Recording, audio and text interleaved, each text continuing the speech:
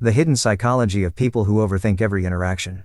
Some people can't stop replaying conversations. A simple goodbye can echo in their head for hours. They analyze every pause, every word, every look. Did they sound strange? Did they say too much? Did they say too little? Nothing serious happened, yet their mind keeps looping. Not out of pride, but out of fear.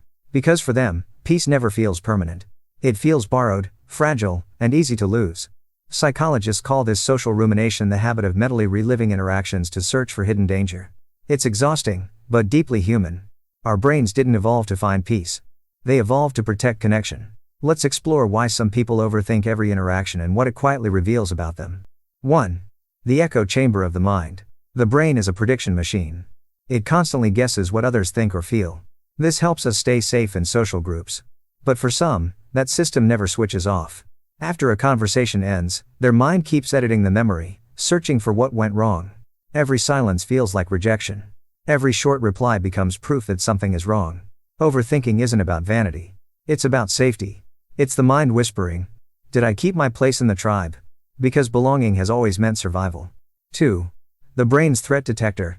Inside the brain is a small alarm called the amygdala. Its job is to detect threats before logic arrives. Long ago it protected us from danger. Today, it reacts to unread messages and awkward pauses.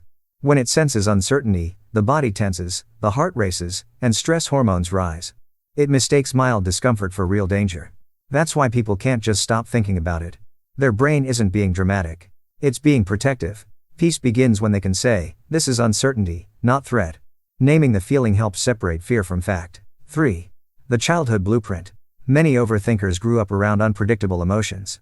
They learned to read every expression and tone to stay safe. That habit, called hypervigilance, once kept them secure. Now it keeps them anxious. Every silence feels like danger returning. Every misunderstanding feels like history repeating. They analyze because, long ago, control meant safety. Healing begins when they realize the danger has passed. They no longer need to scan the room for old storms. 4. The illusion of control. Overthinking feels productive, like fixing the past or preparing for the future. But it's really a loop of false safety. Psychologists call it the illusion of control. The brain believes that thinking more will prevent mistakes. But replaying moments doesn't prevent pain, it repeats it. The more we stir the water, the cloudier it gets. Peace comes from accepting uncertainty. From saying, "Maybe it didn't mean anything and that's okay." Closure isn't found in analysis. It's found in acceptance. 5. The empathy overload. Some people overthink because they feel everything. They notice small pauses, tone shifts, unspoken tension. This is emotional attunement, strong empathy that can turn into anxiety. They absorb emotions that aren't theirs and try to make sense of them. But not every silence hides meaning. Not every frown needs fixing. Empathy is beautiful, but without boundaries it becomes heavy. It's okay to care deeply and still protect your peace. 6. The double standard. Overthinkers are kind to others but harsh on themselves. They forgive everyone's mistakes except their own.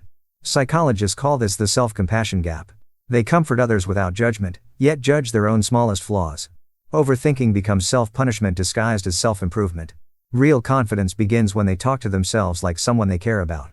Kindness quiets the noise faster than perfection ever could. 7. The weight of endless thought. The average person has 60,000 thoughts a day. An overthinker repeats the same ones again and again. This is cognitive rumination, mental replay that drains energy. Even short interactions can leave them exhausted. Their brain burns fuel solving problems that no longer exist.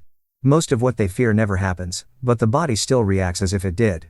Freedom comes from changing the question. Not what did I do wrong, but what am I afraid might happen? That shift turns judgment into understanding. 8. Relearning trust in silence. Silence feels dangerous to an overthinker. It's the space where assumptions grow. But most silence is neutral. It's just life moving at its own pace. Relearning this truth takes time. It's called recalibration, teaching the brain that quiet doesn't equal rejection. At first, silence feels heavy. Then it becomes peaceful. Stillness turns from fear into clarity. When they can sit with silence without assuming the worst, they finally start to trust themselves again. 9. Turning the mind into a friend. The overthinking brain isn't broken. It's brilliant, empathetic, and deeply aware. It just needs boundaries.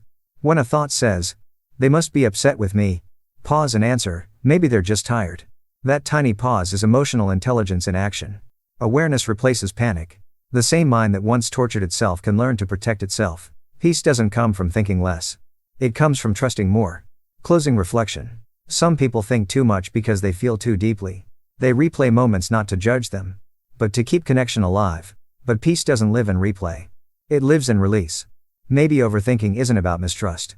Maybe it's the mind's way of saying, I care so much about being understood, that I forget I already am. If you've ever lived inside your thoughts a little too long, remember, awareness is not weakness. It's sensitivity waiting to become wisdom.